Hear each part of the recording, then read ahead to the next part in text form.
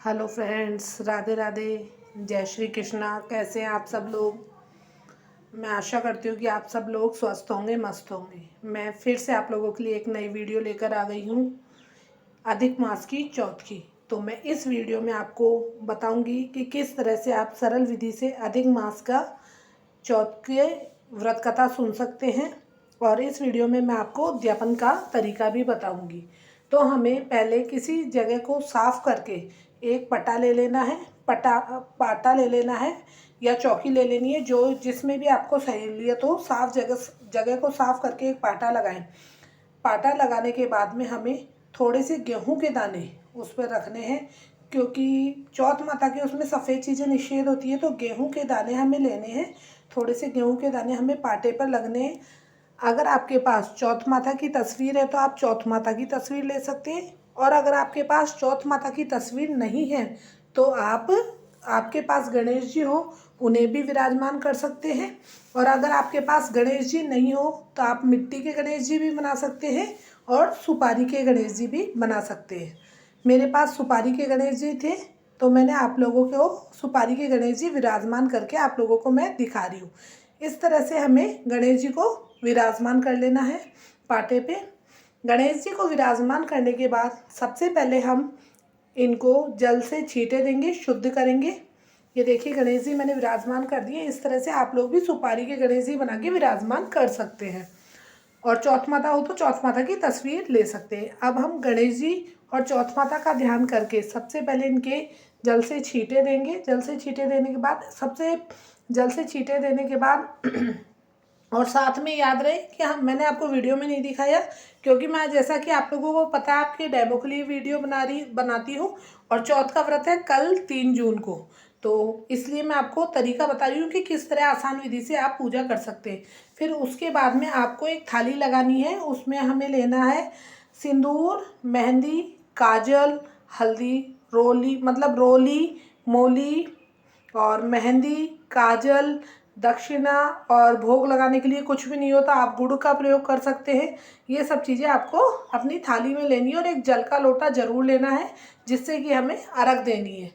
कई लोग शाम को पूजा करते हैं और कई लोग दोपहर में पूजा करते हैं। जो लोग दोपहर में पूजा करते हैं वो लोग सूरज को भी अर्घ देते हैं, और शाम को फिर चौथ माता की जोत देखकर और फिर चंद्रमा को अर्घ देते हैं। कई लोगों के यहाँ जोत नहीं देखी जाती और ऐसे भी पूजा की जाती है। तो जैसा आप लोगों के होता हो वैसा करें।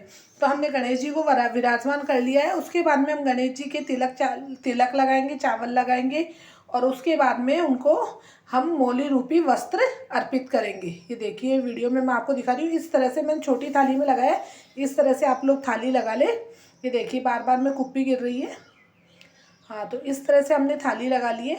तो ये देखिए मैंने रोली ले ली है, काजल ले लिया है, मेहंदी लेनी है, और दक्षिणा और मेहंदी की कुप्पी जो काम में नहीं आई हुई हो वो मेहंदी आपको लेनी है, लगाई हुई मेहंदी में से नहीं लेनी है।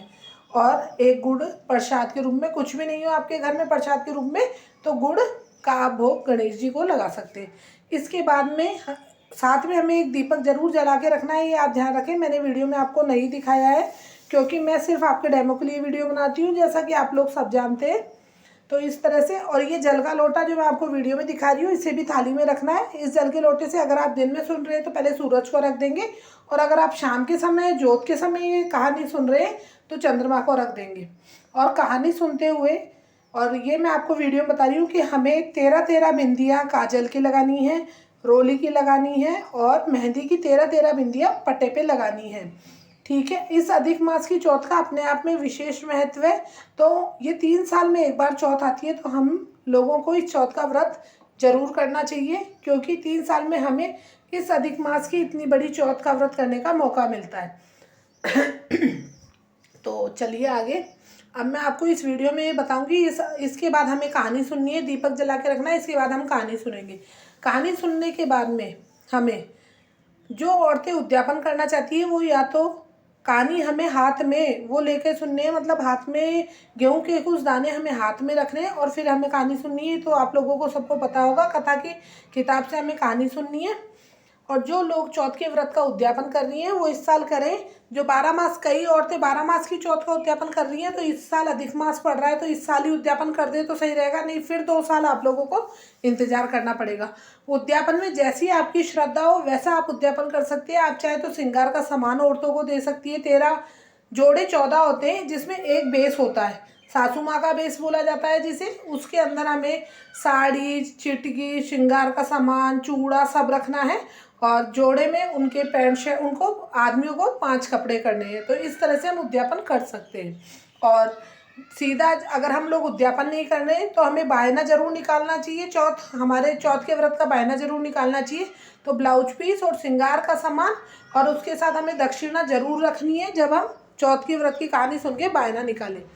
तो मेरे को ऐसा लगता है कि आपको ये बात समझ में आ गई होगी कि किस तरह से हमें बायना निकालना है, किस तरह से उद्यापन करना है। तो जैसे आप लोगों को मैं बता रही थी, आप लोग चाहें तो घर घर खाने की 13 औरतों को पैकेट भी बना कर पकड़ा सकते हैं। और एक जो मेन जोड़ा है, वो जोड़ा जैसे मान लीजिए आपके सासू माँ, ससुर है, जेठ जिठानी, जिनको भी आप देना चाहते हैं उन्हें घर बैठे आप खाना खिलाएं। और आप चाहें तो मेरा मानना तो यह है कि उद्यापन पे घर बैठा के खाना खिलाने से ही उद्यापन पूरा होता है। तो घर पे आप कुछ भी, या तो हलवाई से खाना बनवा लें, पूड़ी सब्जी वगैरह, और इस तरह से औरतों को खिला के आपके बस में जो हो, जो आपकी श्रद्धा हो, ब्लाउज पीस दे दें, श्रृंगार का सामान, लेकिन दक्षिणा जरूर दें। दक्षिणा के बिना कभी भी उद्यापन पूरा नहीं माना जाता है, ना कि कोई पूजा पूरी मानी जाती है। इसलिए दक्षिणा का विशेष ध्यान रखें। और इस तरह से मुझे आशा लगती है कि मैं जो आप लोगों को वीडियो में जानकारी देती हूँ वो आप लोगों को अच्छी लगती होंगी। इस तरह की जानकारियाँ लेने के लिए आप मेरे चैनल को लाइक, शेयर और सब्सक्राइब करना ना भूलें। आप लोग वीडियो तो देख लेते हैं, लेकिन एक लाइक मारने में क्या जाता है आप लोगों का, लाइक तो मार ही सकते हैं। मैं आप लोगों से रिक्वेस्ट कर रही हूँ, और मेरे चैनल को सब्सक्राइब करें, और वो ऊपर एक बेल आइकन होगा उस पर ऑल पे क्लिक करें, जिससे आपको मेरी वीडियो की नोटिफिकेशन मिलती रहेंगी। तो आप लोगों को अधिक मास की चौथ की अभी से मेरी तरफ से शुभकामनाएं। जय श्री राधे, राधे राधे।